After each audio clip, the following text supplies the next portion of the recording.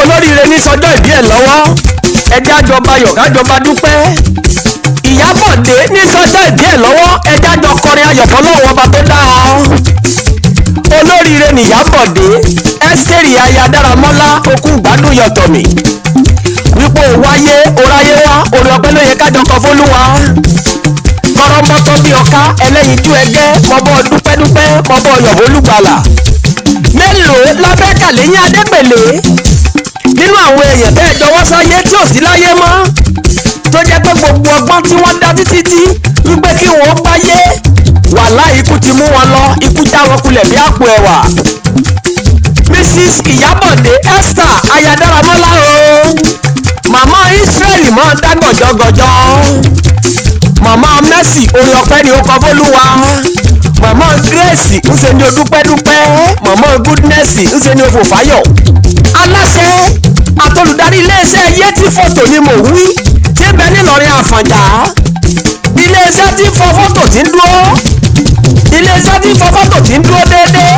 Gbogbo ẹ̀ tó bá fẹ́ ya fọ́tò nílọrin ọ̀dọ̀ Yẹtí fọ́tò ni ẹ máa lọ. Gàá Kànbí ni wọ́n wà tí wọ́n gbé ń dábí ẹnu tí wọ́n rọ̀ bí òwe.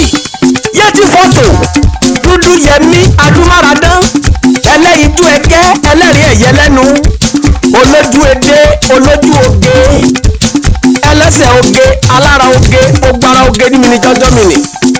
Awẹ́lẹ́wà ni mò ń wí ìbàdí àrán ìbàdí ìlẹ̀kẹ̀ ìkẹ́bẹ̀ tó mọ̀ ọ́n jó onílù odi afíngbẹ́rẹ́ oge sára awẹ̀wù àràbí ẹni lọ́rẹ̀ ìsànà ìyàwó ọmọbìnrin gbọ́ngbọ́n gidi anípúpọ̀ lẹ́wà.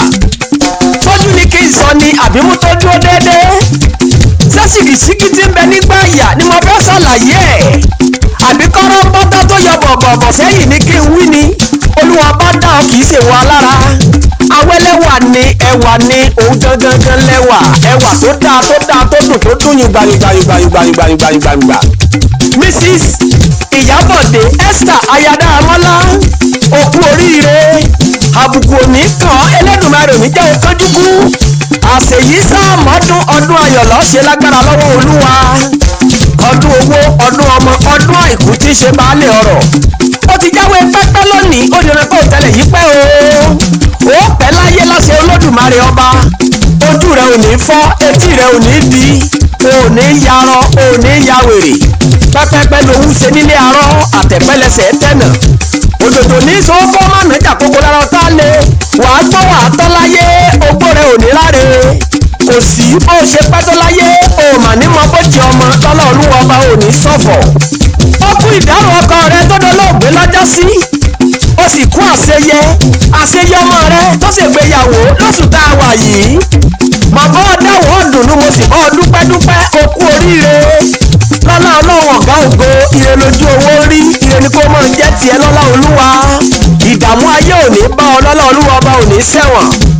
Ọmọ tàrálà kẹsí méjì ọmọ láyé bí ẹṣú ọmọ òun ilé ọsí òun pàpàkù dà ọmọ òun ilé ọsí òun mọ̀mọ́ buture ní ọ̀pẹ àgìrì arógbò kan ṣẹyẹ ọmọ adépèrèdépèrè pọ̀yẹ́ òde ọmọ ajíwẹsẹ̀ káàgbà ẹ̀kàn síwẹ̀ ọmọ ajíwẹsẹ̀ kọ́ kéke ṣe eró kékeré láàfin mọ̀bọ́ dúpẹ́ o wọ́n lọ́mọ kẹsílù jọ ùjọ kẹkọ̀ọ́ ọmọ kẹsílù lé àmúyèdè ọmọ oníbàtà ẹdúkà lọ kábọ̀ lọ́jọ́ ìsinmi òwúrọ̀ ọmọ oníbàtà ẹdúkà lọ kábọ̀ lọ́jọ́ ìsinmi ríà mọ̀bọ́ dúpẹ́ mọ̀bọ́ yọ̀ púpọ̀.